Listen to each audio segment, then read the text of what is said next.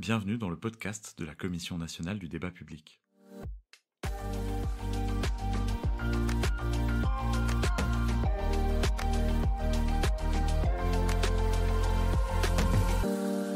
Bonjour, je suis Marc Papinutti, je suis président de la Commission nationale du débat public depuis mai 2023, après une carrière dans l'administration d'environ 40 ans. Et je suis extrêmement content d'avoir repris ce poste après Chantal Joanneau. Pour 2023, c'est une nouveauté, on fait un nouveau format de rapport d'activité. Nous l'avons souhaité plus naturel, plus échangeant, et pas qu'une simple version papier. Entretien avec Marc Papinutti, président de la Commission nationale du débat public.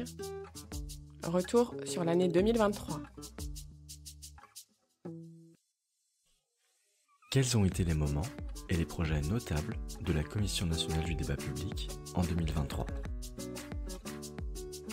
Au début de l'année 2023, d'abord, il y a eu le départ de Chantal Joanneau en mars 2023.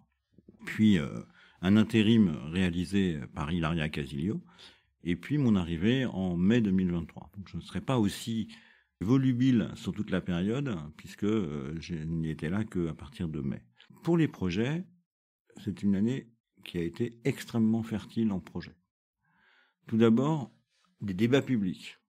Un premier débat public qui avait commencé en 2022 sur le nouveau nucléaire, qui en même temps intégrait le gros dossier de Penly.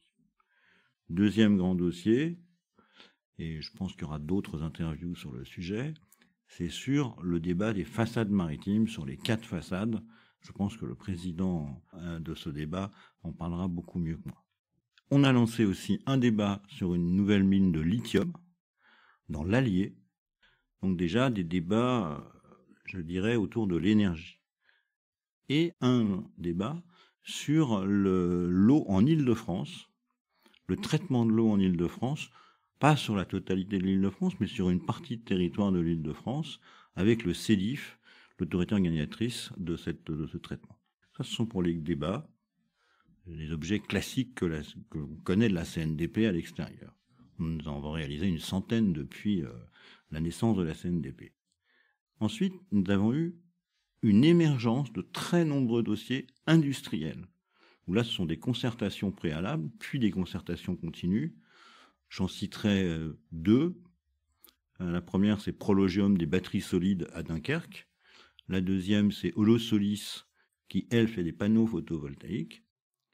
Tout cela dans un ensemble de décarbonation, de réintroduction d'industrie en France sur des terrains industriels très concentrés et qui amènent des entreprises parfois totalement inconnues en France, à capitaux totalement étrangers ou en partie français, à profiter de cette stratégie de réintégrer en France quelques productions. Là, j'ai parlé de l'énergie avec, d'une part, les gigafactories. Donc, il y en a plusieurs qui ont fait l'objet de concertations et qui continuent ensuite de faire des concertations continues. Tout cela dans un ensemble, je dirais, extrêmement dynamique. Une grande surprise, la réindustrialisation en France, ça se fait, et ça se fait autour de grands acteurs. Après, on a les sujets classiques de concertation, des voies ferrées, des sujets que vous connaissez bien aussi de lignes haute tension, quelques routes, quelques transports en commun en site propre. Ça, ce sont des missions, j'allais dire, classiques, historiques de la CNDP. Et puis des missions de conseil, soit auprès de collectivités territoriales, soit auprès de grands donneurs d'ordre, soit auprès du gouvernement pour réaliser des sujets de concertation. Par exemple, le mix énergétique, où on a fait un rapport, on a eu des garants de la CNDP qui ont fait ça, les 2 vice-présidents notamment. D'autres missions de conseil pour des collectivités, comme par exemple la mobilité à La Réunion, qui était l'issue d'ailleurs d'un débat public qui avait eu lieu mené sous l'égide de la CNDP. Et puis des missions de conseil plus larges. Toutes ces missions sont évidemment faites par nos garants et garantes, ou nos délégués régionaux, ou nos vice-présidents, et ont l'avantage de donner toutes nos compétences sur la participation et les méthodes de concertation, afin que vous puissiez les utiliser au mieux.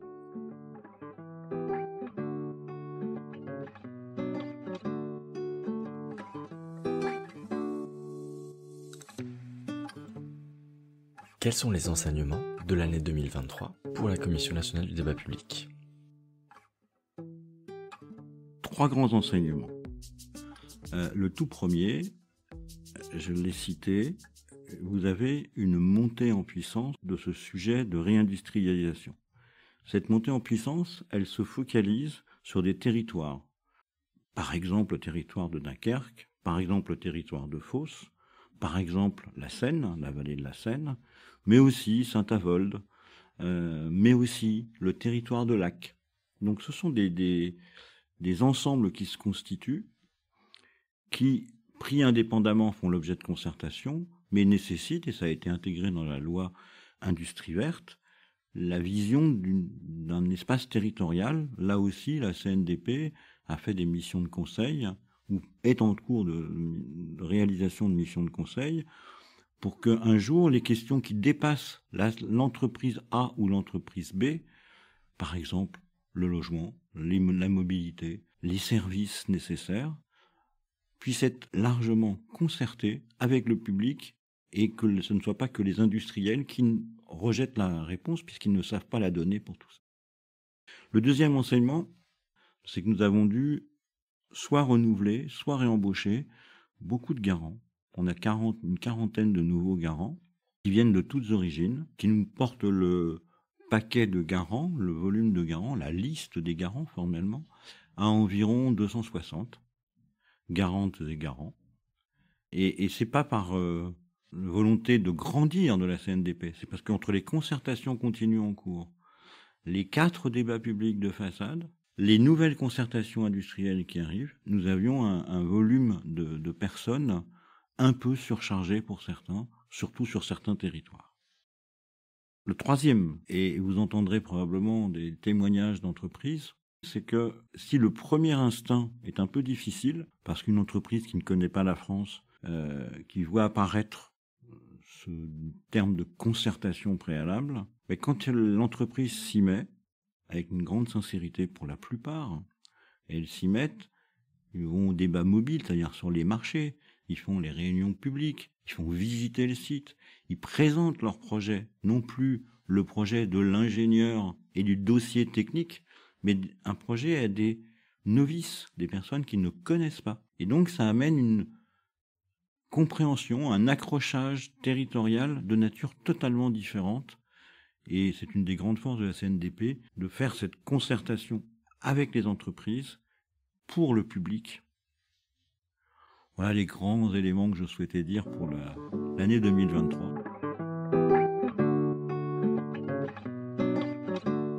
C'était le podcast de la Commission nationale du débat public.